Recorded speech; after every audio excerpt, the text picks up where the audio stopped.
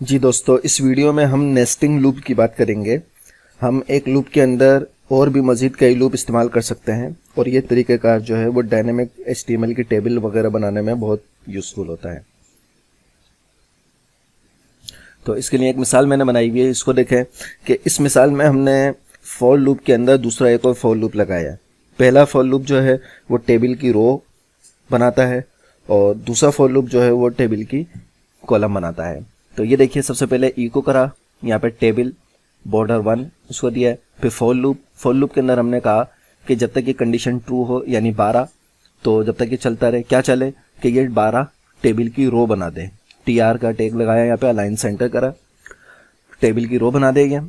उसके बाद हमने यहाँ पे फिर एक और फॉर लूप लगाया कि इधर हमने कहा कि x जब तक 12 तक हो तो उसकी कंडीशन हमने लगाई इंक्रीमेंट हो, और उसमें हमने क्या कहा कि TD ये टेबल डेटा TD बना दे, उसकी विड्थ 50 हाइट 50 रख दी, और उसके अंदर फिर हम x को y से मल्टीप्लाई करके नंबर हमने उसके अंदर दे दिया। फिर यहाँ पे TD बंद कर दिया, यहाँ TR बंद करा।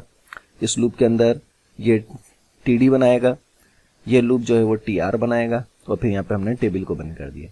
तो अब इसकी मिसाल देखते हैं ज़रा, ये क्या बनाई। देखिए, ये यहाँ से 12 और यहाँ से भी इसने 12, ठीक है।